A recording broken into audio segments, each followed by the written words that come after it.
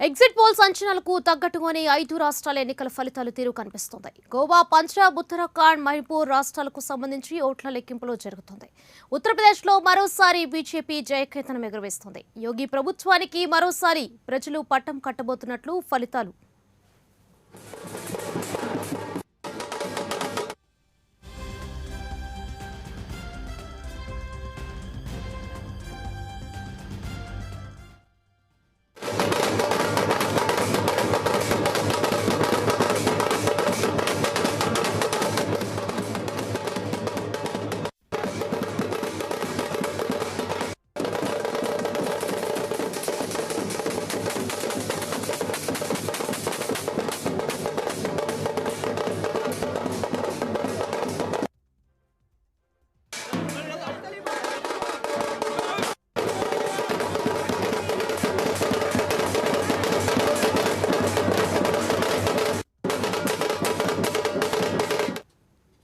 ఉత్తరప్రదేశ్లో మరోసారి బీజేపీ జయకేతనం ఎగురవేస్తుంది. యోగి ప్రభుత్వానికి మరోసారి ప్రజలు పట్టం కట్టబోతున్నట్లు ఫలితాలు ట్రెండ్తో తెలుస్తున్నాయి.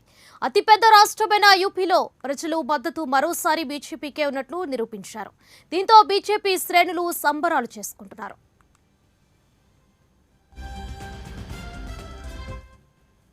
పంజాబ్లో ఆప్ స్వీప్ దిశగా దూసుకుపోతుంది.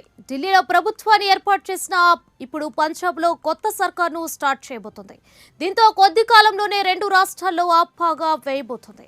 పంజాబ్లో అధికారంలో ఉన్న కాంగ్రెస్ ఘోర పరాజయాన్ని ఎదుర్కొంది. ఆప్ తాకిడికి కాంగ్రెస్ బోర్లా పడింది. దీంతో పంజాబ్ సీఎం పదవికి చన్నీ రాజీనామా చేయనున్నారు. కాసేపట్లో జరగాల్సిన పంజాబ్ సీఎల్పీ సమావేశం సాయంత్రం 5 గంటలకు వాయిదా పడింది. పంజాబ్లో కాంగ్రెస్ పరాజయానికి బాధ్యత వహిస్తూ పీసీసీ పదవికి సిద్ధు రాజీనామా చేశారు.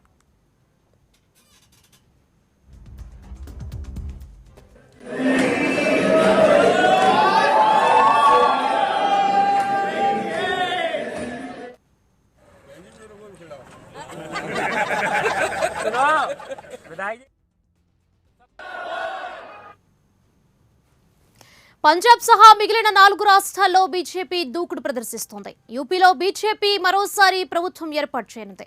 మణిపూర్, గోవా, ఉత్తరాఖండ్లలో బీజేపీ గెలుపు దిశగా వెళ్తుంది. ఇక గోవాలో హంగ్ ఏర్పడే పరిస్థితి కనిపిస్తోంది. ఇక గోవాలోనూ ప్రభుత్వ ఏర్పాటుకు బీజేపీ కీలకం కానుంది.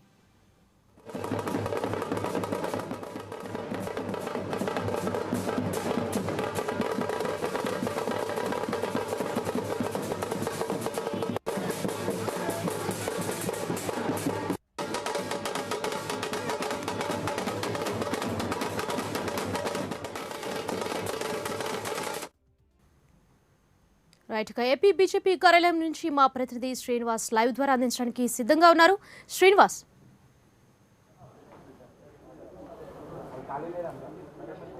ఆంధ్రప్రదేశ్లో కూడా బీజేపీ శ్రేణులు విజయోత్సవాలు కొనసాగిస్తున్నారు.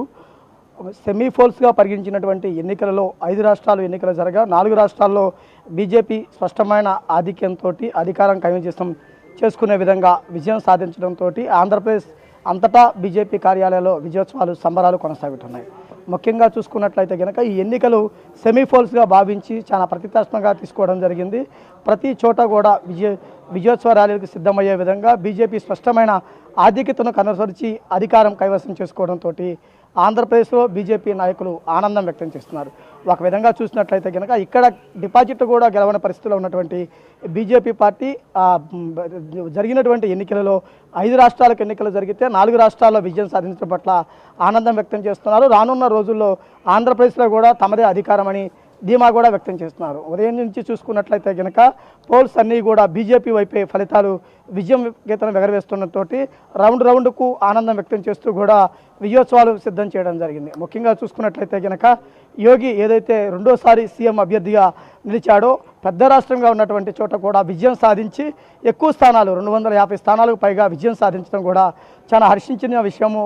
రానున్న రోజుల్లో ఇలానే ప్రతి రాష్ట్రంలోనూ ఫలితాలు పునరావృతమవుతాయని కూడా స్పష్టం చేస్తున్నారు. భారతదేశంలో కాంగ్రెస్ లేని రాష్ట్ర కాంగ్రెస్ లేకుండా చేసే విధంగా తమ విజయం పరంపర కొనసాగుతుందని కూడా స్పష్టం చేస్తున్నారు. ముక్తా భారత్ అంటే కాంగ్రెస్ శ్రేణి రాష్ట్రాలుగానే వింటాయి అని చెప్పేసే విధంగా కూడా బీజేపీ శ్రేణులు చెబుతున్నటువంటి పరిస్థితి ఉండడం జరిగింది.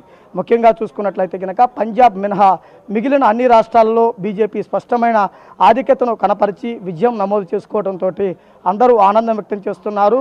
బీజేపీ ఆంధ్రప్రదేశ్ రాష్ట్ర అధ్యక్షుడు సోము వీర్రాజు కూడా కొద్దిసేపటి క్రితం మాట్లాడుతూ కూడా రానున్న రోజుల్లో ఆంధ్రప్రదేశే మా లక్ష్యం, ఆంధ్రప్రదేశ్లో కూడా మేము విజయం సాధిస్తాము, ఆంధ్రప్రదేశ్లో కూడా పార్టీని బలోపేతం చేస్తామని కూడా స్పష్టం చేయడం జరిగింది. అంటే ఒక విధంగా చూసినట్లయితే కనుక ఈ ఏదైతే ఎన్నికలైతే మినీ పోల్స్గా భావించారో ఈ ఎన్నికల ద్వారా మరలా భారతదేశంలో ప్రధానమంత్రి అభ్యర్థిగా నరేంద్ర మోడీని స్పష్టమైన మెజార్టీ సాధించే విధంగా ఊపునిస్తుంది. ఈ స్ఫూర్తితోనే తాము ముందుకెళ్తాము, బీజేపీ విజయం పరంపర కొనసాగిస్తామని కూడా స్పష్టం చేయడం జరిగింది.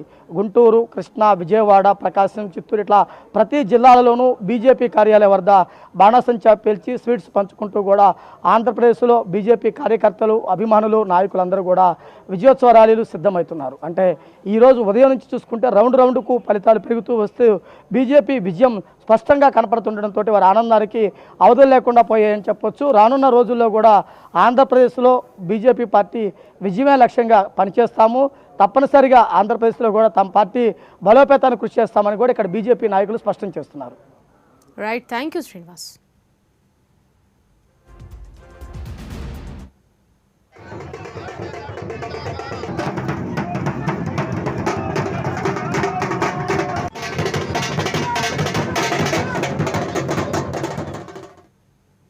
ఐదు రాష్ట్రాల ఎన్నికల ఫలితాల్లో కాంగ్రెస్ ది విచిత్రమైన పరిస్థితి. యూపీ, పంజాబ్లో సత్తా చాటలేక, చిన్న రాష్ట్రాల్లోనూ ఉనికి చాటుకోలేక ఇబ్బందులు పడుతోంది. ఉత్తరప్రదేశ్లో కేవలం 2 అంకెల సీట్లు కూడా సాధించలేకపోయింది. పంజాబ్లో అయితే ఆప్ దెబ్బకు డీలా పడింది. అధికారాన్ని చేజేతుల ఆప్కు అందించాల్సిన పరిస్థితి నెలకొంది.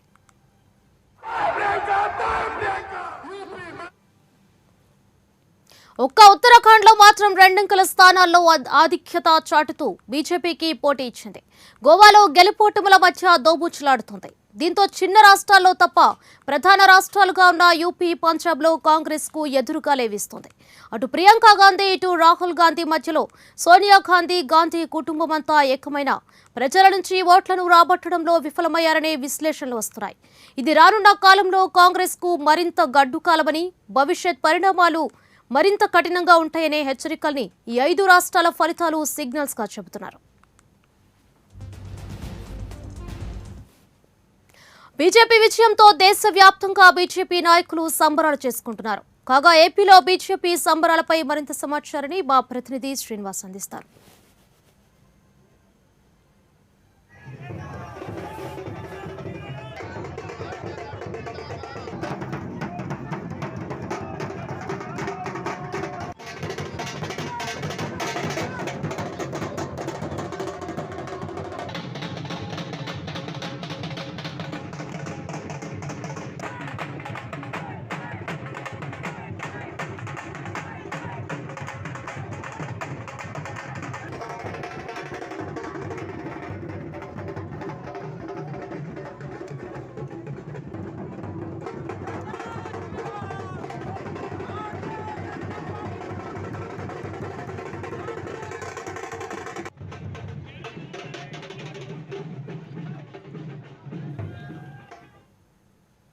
ఉత్తరప్రదేశ్ బీజేపీ ఉత్సాహంలో ఉంది. రెండోసారి యోగికి పాలనా పగ్గాలు కట్టబెట్టడం దాదాపు ఖాయమైపోయింది.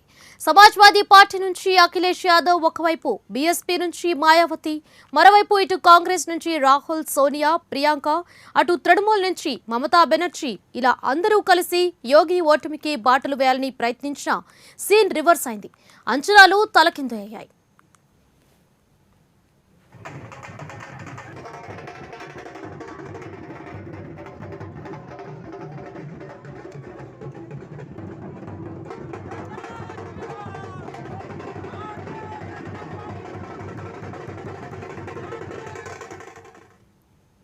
ఇప్పటికే 403 స్థానాలకు జరిగిన అసెంబ్లీ ఎన్నికల్లో మ్యాజిక్ ఫిగర్ ను దాటేసి గెలుపు దిశగా దూసుకెళ్తోంది. కేంద్రంలో ప్రధాని మోదీ పాలనైన యూపీలో యోగికి ఆదిత్యనాథ్ అడ్మినిస్ట్రేషన్ పైన ప్రజలకు ఎలాంటి వ్యతిరేకత లేదని మరోసారి స్పష్టమైనట్లు తెలుస్తోంది. ఇందుకు నిదర్శనమే యూపీ సహా పలు కీలక రాష్ట్రాల్లో బీజేపీ దూకుడుగా ముందుకు సాగడం. పంజాబ్ మినహా ఉత్తరాఖండ్, గోవా, మణిపూర్లో కాంగ్రెస్, బీజేపీ మధ్య పోటాపోటీ అన్నట్లు సాగిన చివరకు బీజేపీనే గెలుపు ఆశల్ని సజీవం చేసుకున్నట్లు ట్రెండ్స్ను బట్టి అర్థమవుతోంది.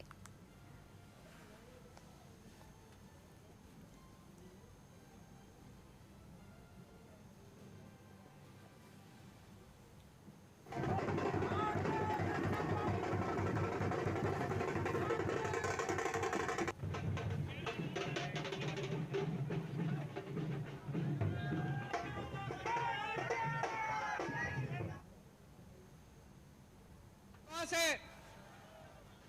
कि जो उम्मीद 90 के पार सीट हो चुकी हैं, अभी नतीजे और आ रहे हैं। इतना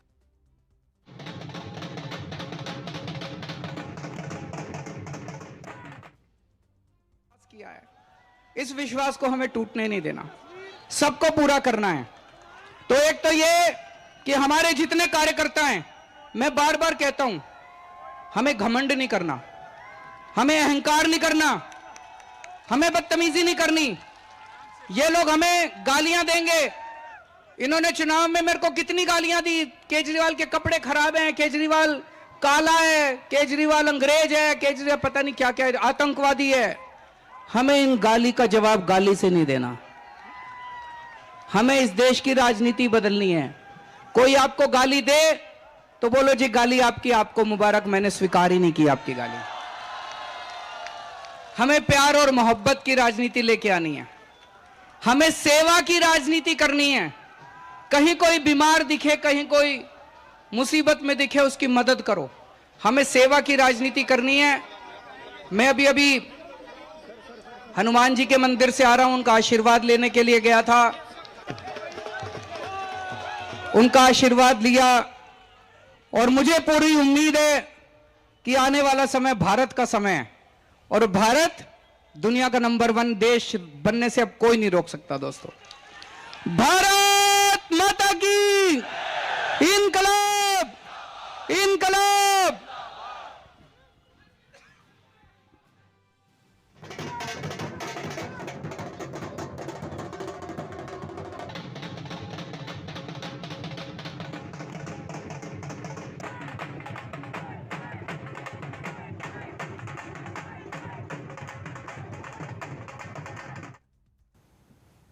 ప్రధానంగా యూపీలో అన్ని వర్గాల ప్రజలకు యోగి పాలన పట్ల తీవ్రమైన వ్యతిరేకత అయితే లేవని దీన్ని బట్టి తేటతెల్లమవుతోంది. పాలనలో సంస్కరణలతో పాటు వ్యవసాయానికి పెద్దపీట వేయడం, లా అండ్ ఆర్డర్ను నియంత్రణలోకి తేవడంతో యోగి ఆదిత్యనాథ్ సఫలమయ్యారని అంటున్నారు. పరిశ్రమల్ని రాష్ట్రానికి తీసుకురావడంతో పాటు కేంద్రం నుంచి భారీ స్థాయిలో కొత్త ప్రాజెక్టులను తెచ్చుకోవడంలో యోగి సక్సెస్ అయ్యారు. కుల, మత, ప్రాంత భేదాలు లేకుండా ముస్లిం వర్గాలకు కూడా కొన్ని పథకాలను పెట్టి ఆకట్టుకున్నట్లు, దీంతో పాటు ప్రధానంగా క్షేత్రస్థాయిలో ప్రజానికాన్ని అట్రాక్ట్ చేశారని, అవినీతి రహిత పాలనకు ప్రాధాన్యతనిచ్చారని భావన సర్వత్రా వ్యక్తమవుతూ వచ్చింది. ఇవన్నీ కూడా యోగి రెండోసారి విజయానికి బాటలు వేసినట్లు విశ్లేషకులు చెబుతున్నారు.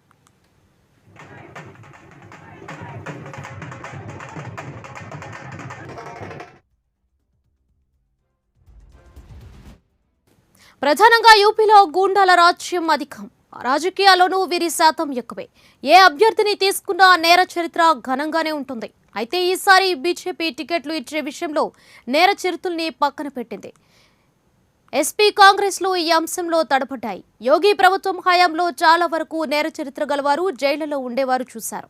దీంతో లా అండ్ ఆర్డర్ నియంత్రణలో ఉన్నట్లు పరిశీలకులు భావిస్తున్నారు.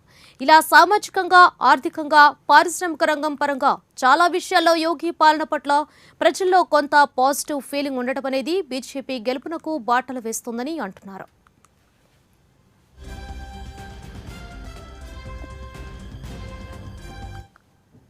ఇక యోగి, మోదీ ద్వయం బీజేపీకి సెంటర్ ఆఫ్ అట్రాక్షన్ గా మారింది. ఒకానొక దశలో మోదీ తర్వాత పీఎం అభ్యర్థి యోగి అనంతేలా ప్రచారం జరిగింది. బీజేపీలో కూడా యోగి ఫేస్ కు క్రమంగా క్రేజ్ పెరగడం విశేషం. ఇప్పుడే యోగి 2.4 విజయంతో బీజేపీ దేశవ్యాప్తంగా మరింత బలపడే అవకాశాలున్నట్లు తెలుస్తోంది. లోక్సభ ఎన్నికల్లో కూడా ఇదే ప్రభావం కంటిన్యూ అయితే దేశంలో మళ్లీ కమలానికి తిరుగు ఉండదని విశ్లేషకులు అంచనా వేస్తున్నారు.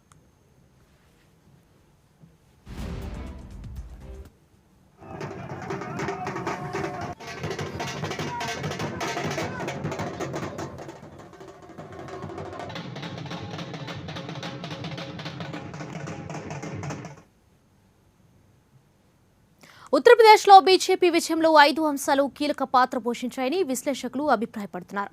అందులో 1 మాఫియాపై ఉక్కుపాదం, 2 డబుల్ ఇంజిన్ ప్రభుత్వం, 3 పాలనలో యోగి ముద్ర, 4 అయోధ్య రామ మందిర నిర్మాణం, 5 ట్రిపుల్ తలాక్. ఈ 5 ఫ్యాక్టర్స్ ప్రధానంగా బీజేపీ విజయంలో కీ రోల్ పోషించాయి.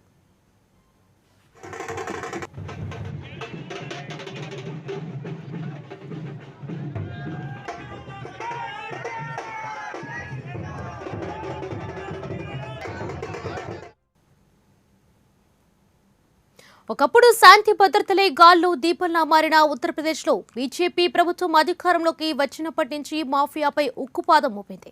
రౌడీ షీటర్లను ఎన్కౌంటర్ చేయడం లేదా జైళ్లలో వేయడం లాంటివి చేశారు. కొందరు రౌడీలు రాష్ట్రం వదిలి పారిపోయారు. గ్యాంగ్స్టర్ల ఇళ్లను, స్థావరాలు యోగి ప్రభుత్వం బుల్డోజర్లతో కూల్చివేసింది. ఇలా మాఫియాను అణకుతొక్కడంలో యోగి ప్రభుత్వం ముక్కుసూటిగా వెళ్లడంతో సామాన్యులకు సర్కార్ పట్ల నమ్మకం కలిగింది.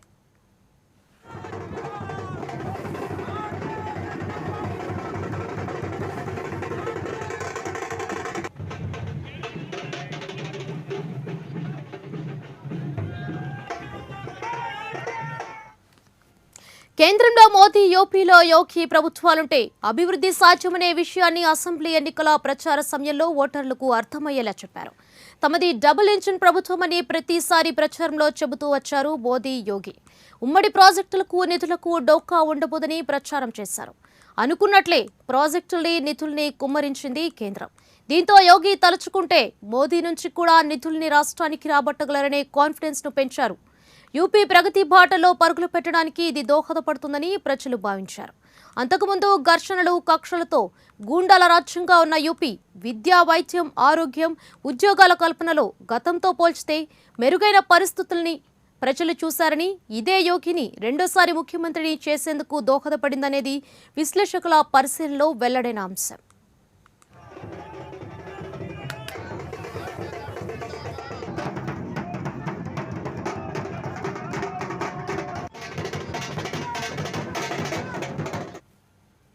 పాలనలో యోగి వేసిన ముద్ర కూడా రెండోసారి యూపీలో బీజేపీ విజయానికి తిరుగులేని బాటలు వేసింది. సబ్కా సాత్, సబ్కా వికాస్ అనే అజెండాతో పనిచేయడం బీజేపీకి కలిసొచ్చింది. గత ప్రభుత్వాల హయాంలో కొన్ని వర్గాల సంతృష్టికరణ విధానాలకు యోగి సర్కార్ గుడ్ బై చెప్పడం కూడా విజయానికి కారణమైంది. దీనికి తోడు హిందుత్వ ఎజెండా ఉన్న దాన్ని ఎక్కడా బయటపెట్టలేదు. పైగా అయోధ్య రామ మందిర నిర్మాణం బీజేపీకి బాగా కలిసొచ్చింది. అనేక సంవత్సరాలుగా అపరిష్కృతంగా ఉన్న అయోధ్య రామ మందిర అంశం కోర్టు ద్వారా పరిష్కారం కావడం యోగి సర్కార్కు బాగా ఉపయోగపడింది. ఎలాంటి ఆటంకాలు లేకుండా భూసేకరణ జరిగి భవ్యమైన రామ మందిర నిర్మాణం కొనసాగుతుండడం అడ్వాంటేజ్గా మారింది. గంగానది ప్రక్షాళన, కాశీలో ఆలయ విస్తరణ పనులు హిందువుల సెంటిమెంట్ను పెంచాయి.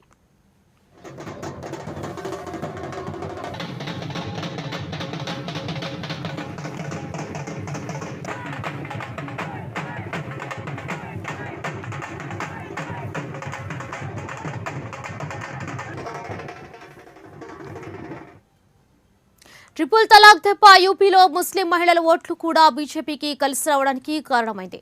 ట్రిపుల్ తలాక్ ను తొలగించడం ద్వారా ముస్లిం మహిళలకు విముక్తి కల్పించినట్లయింది. దీంతో యోగి నిర్ణయాన్ని పలువురు ముస్లిం వివాహితులు గౌరవించారనే వాదన ఉంది. మతం, వర్గం అనే తేడా లేకుండా మహిళలకు మంచి చేయాలనే తలపుతో తీసుకున్న నిర్ణయాలు గంపగుత్తుగా ముస్లిం మహిళల ఓటు బ్యాంకునే బీజేపీ పెంచుకోవడంతో విజయవంతమైంది. ఇలా అన్ని వర్గాల ప్రజలు బీజేపీ సుపరిపాలనకు ఓటేయడం వల్లే గెలిచామని యూపీలో కమలనాథులు అంటున్నారు.